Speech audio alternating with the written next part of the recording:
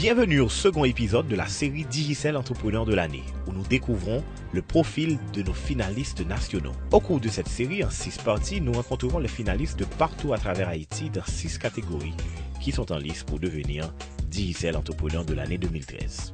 Avec plus de 300 inscrits, 96 ont été sélectionnés pour les finales régionales dans 6 catégories: émergente, agriculture et environnement, construction, éducation, tourisme et culture, industrie et services.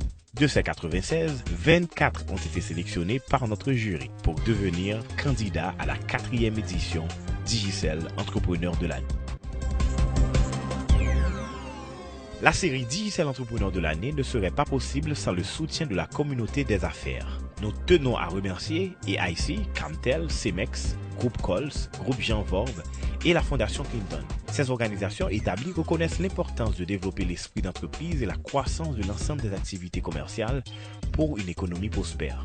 Permettez-moi de vous présenter CEMEX, le commanditaire de la catégorie de construction.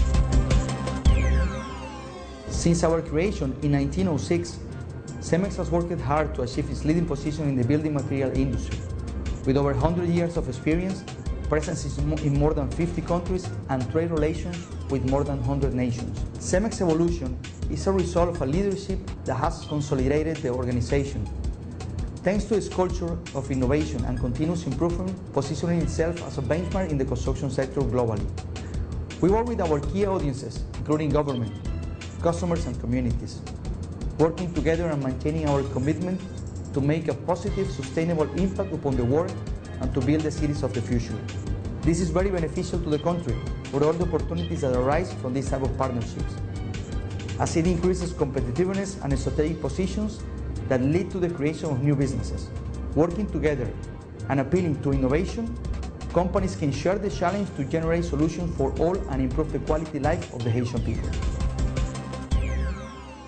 Avec le niveau de l'activité de construction en Haïti, cette année, nous rendons hommage aux entrepreneurs qui jouent un rôle dans ce secteur. Cela s'entend à la construction des maisons, de développement de projets commerciaux et de projets d'infrastructure, pour ne pas mentionner les blocs de construction qui contribuera à leur réalisation.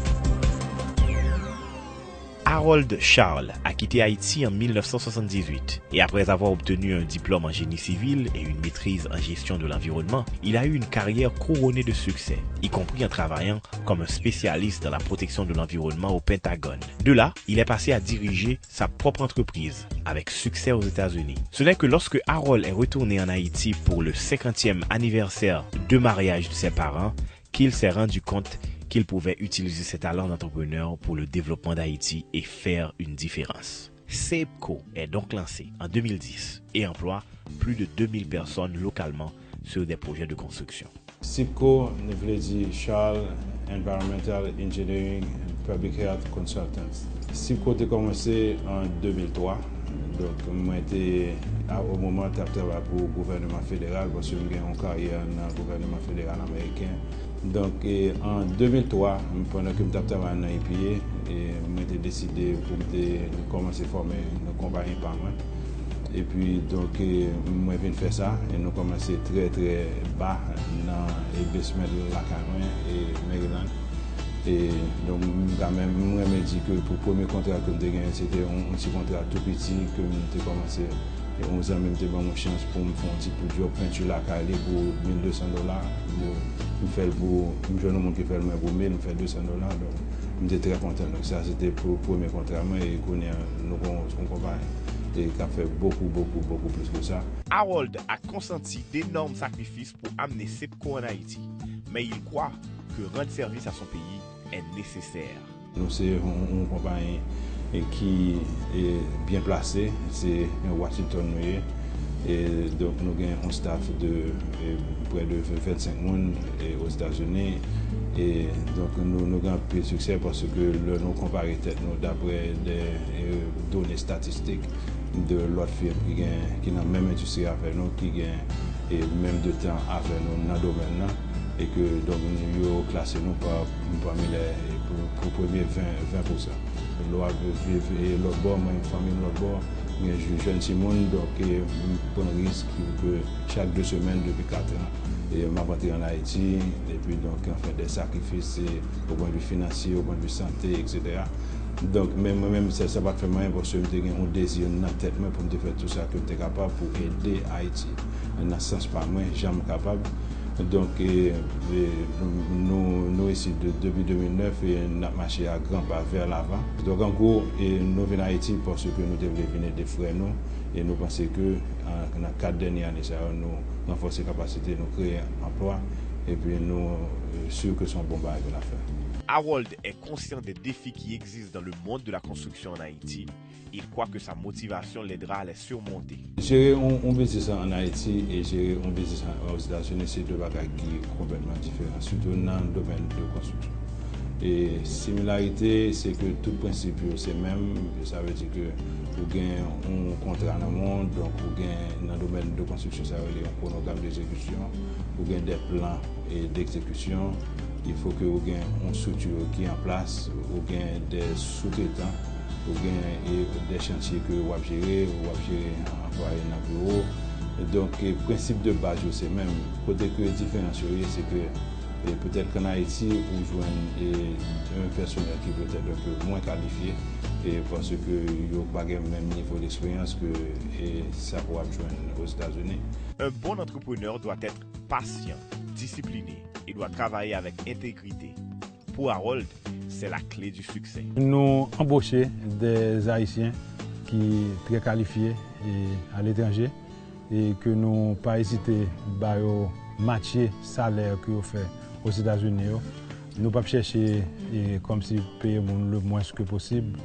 Ouais, et puis seulement camper sur Haïti. Nous regarder globalement et puis nous mener les gens qui sont qualifiés pour travailler sur le projet.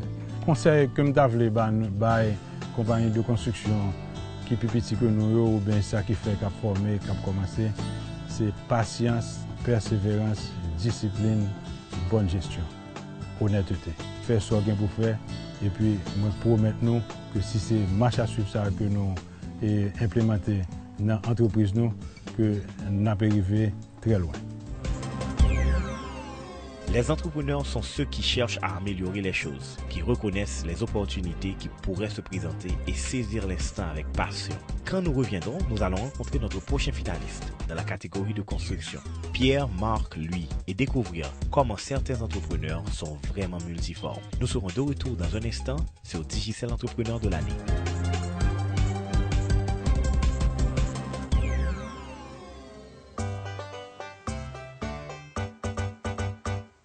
Internet Digicel sous clé USB ou business ou marché pi bien. Internet moi c'est Digicel. Sous téléphone ou ka connaît tout résultat match équipe ou bien men yo. Internet moi c'est Digicel moi.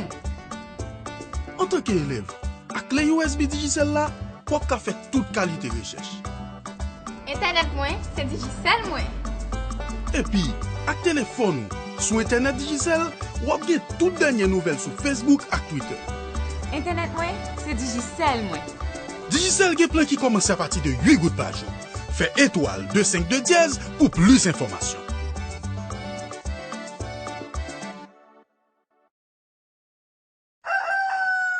Haïti, Haïti, Haïti, Haïti. Où tes battements que nous, y'une corée l'autre la vie capitale. Car nous c'est nos sangliers, parce que c'est artiste natif natal. C'est pour être nous qui capable changement. Espoir paysan, pas jamais péri.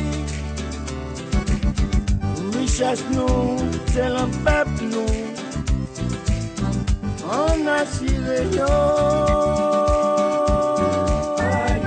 À la AIC, notre richesse, c'est notre peuple. Assurons notre peuple.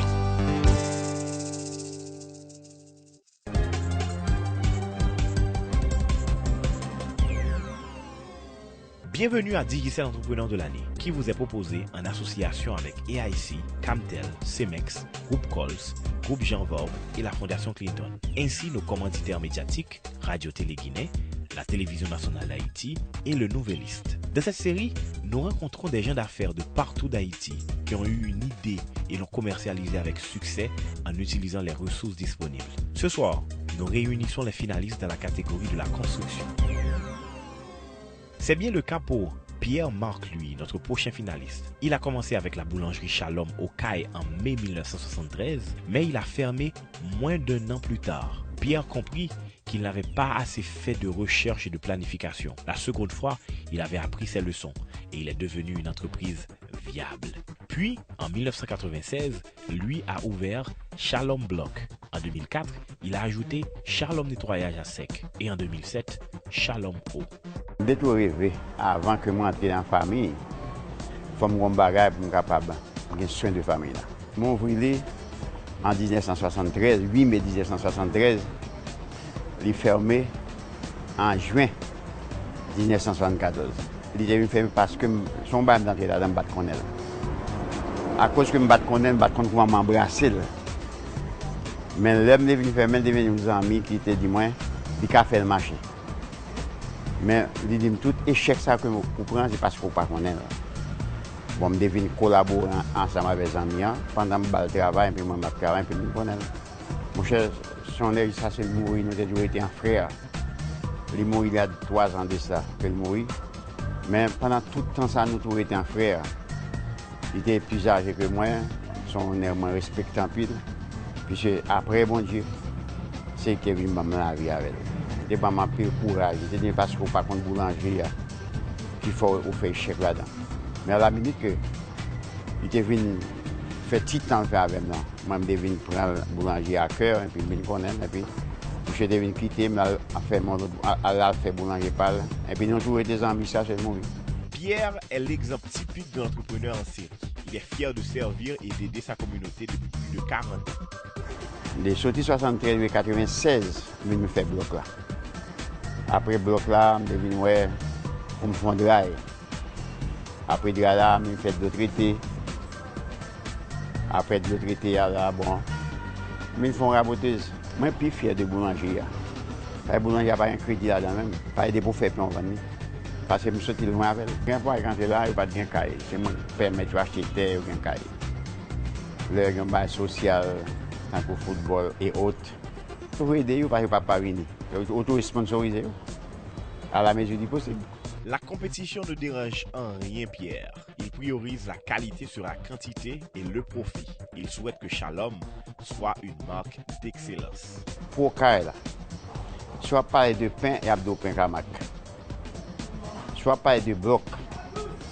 Quel que soit l'homme même qui fait bloc, c'est moi seul comme monde qui fait bloc. Mais à présent, il y a même 20 fabriques blocs qui viennent là, qu'on y a dans la ville là. Mais nous trouvons, grâce à Dieu, puisque ça nous trouvons bail de qualité. Nous parlons des 3 bénéfices.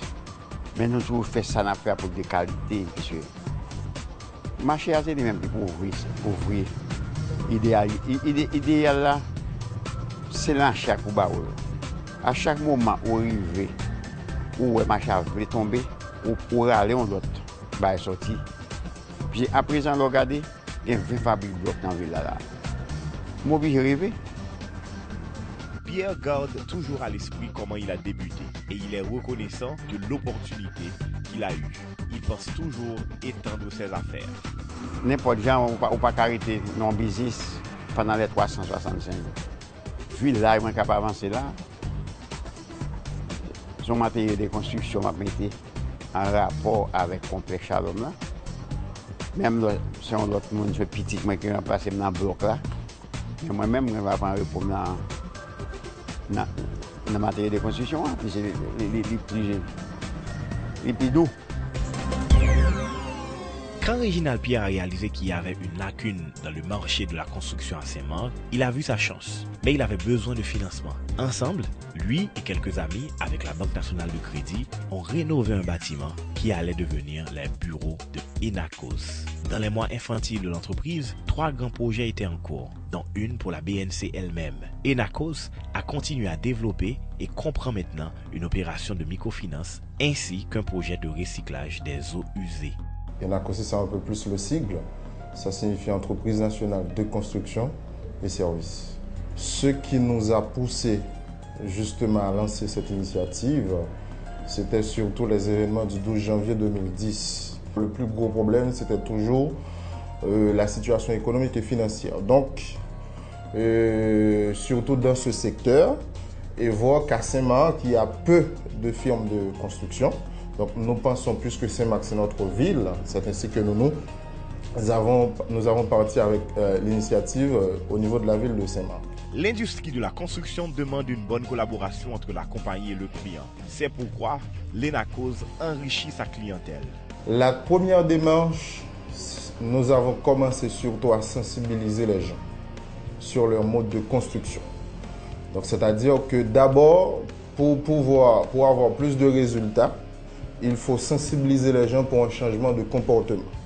Donc, à travers les médias, nous avons justement sensibilisé les gens sur leur mode de construction.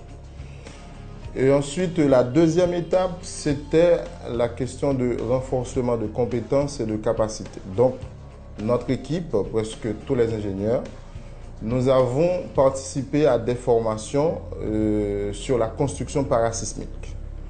Parce que déjà au niveau de la ville, tout le monde nous connaît. Donc maintenant, pour toucher d'autres territoires, d'autres régions, nous sommes lancés dans une initiative pilote. C'est-à-dire, pour avoir plus de chances de réussir, nous sommes en train de consulter d'autres acteurs.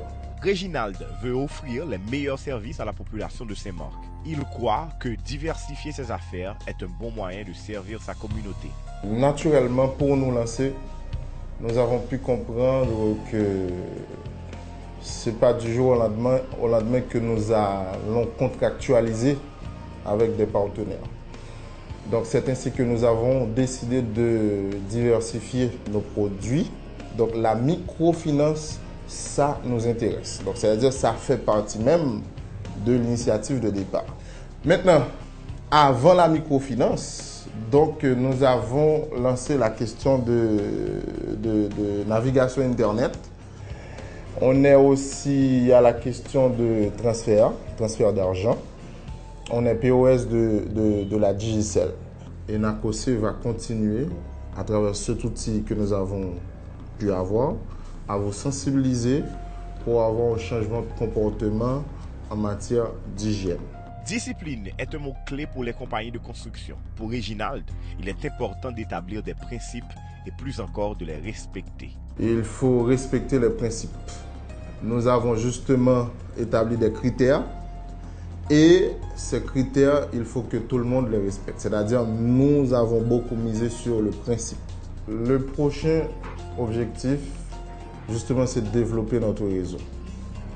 Développer le réseau, surtout à travers la construction, être plus présent sur le territoire, signer des partenariats avec d'autres acteurs qui interviennent dans le secteur.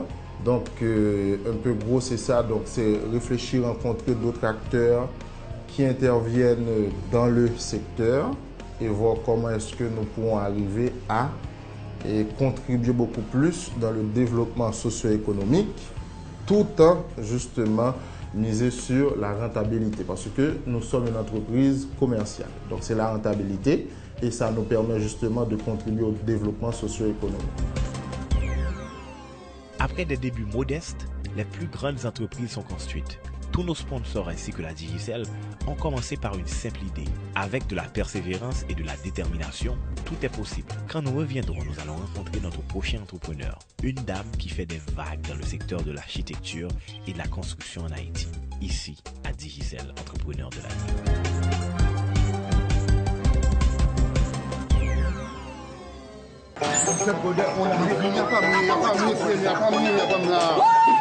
Bum chicka ching ching! Woo! Bum chicka ching ching! Woo! Bum chicka ching ching! Madame, enfant? Ou pourquoi recevoir? Recevoir qui ça? Wow! Bum chicka ching ching! Ah, mon chemin, vous regardez. Votre téléphone parle là. On a besoin. Ma fille, ça m'a capable de faire ça, oui. Qu'on y a un Digicel gon paquet spécial. Cap tombe sous minute avec internet chaque jour. C'est parti cause non. Lui met tout téléphone et puis tonne SMS Paul. C'est quoi? Wow! Ben, tchen. Avec Digicel, comme vous gagnez plus valet. Le groupe Jean Vorbe est l'une des plus grandes entreprises à s'engager dans la reconstruction nationale. VF Construction est le leader dans le domaine des travaux publics. VFM, la plus grande entreprise de matériaux de construction en Haïti. Sogénère, la première entreprise privée de production d'énergie électrique en Haïti. Le groupe Jean Vorbe, la passion des grands défis.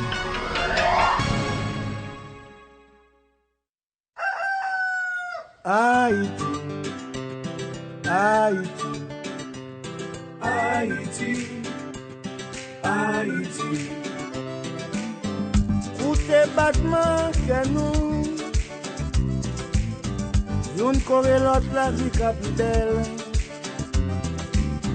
Car nous c'est nos samedis,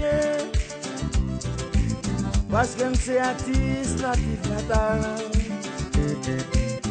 C'est pour nous qui capable changement. Espoir paysan, pas jamais péri. Richesse nous, c'est le peuple nous. On a tiré À la AIC, notre richesse, c'est notre peuple. Assurons notre peuple.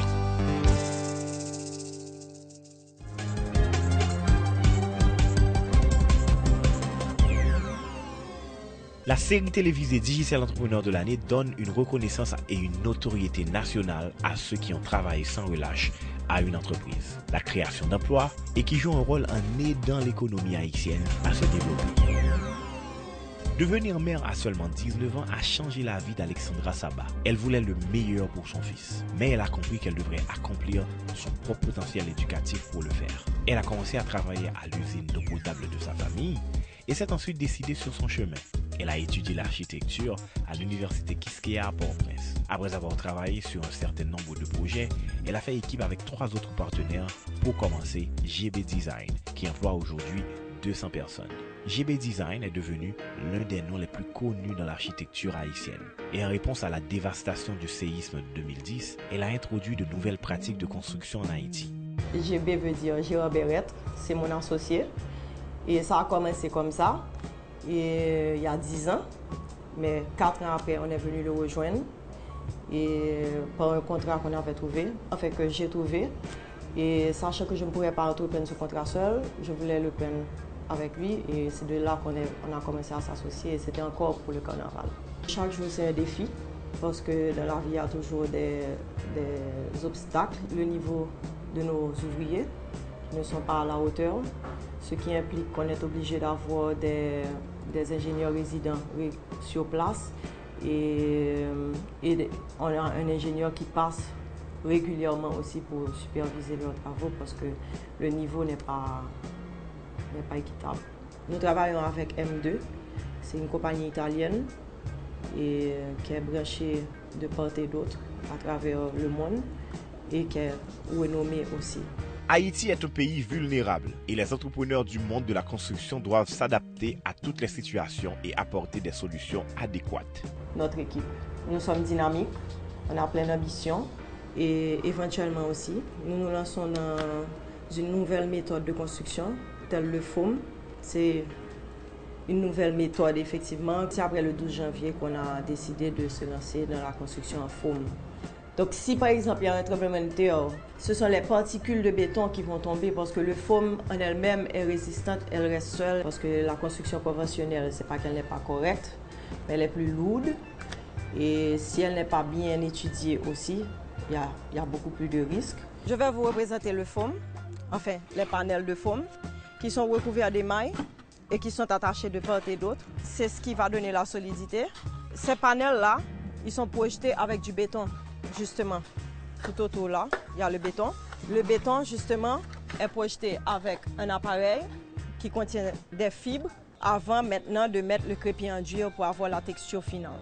Introduire de nouveaux produits dans un marché n'est jamais facile. Souvent, les défis viennent de là où l'on ne s'y attendait pas. C'est deux types de constructions différentes, mais elles répondent tous deux aux normes parasismiques et cycloniques, avec deux méthodes différentes. L'une est beaucoup plus longue en construction, c'est-à-dire que la durée de la construction est beaucoup plus longue, l'autre est beaucoup plus courte.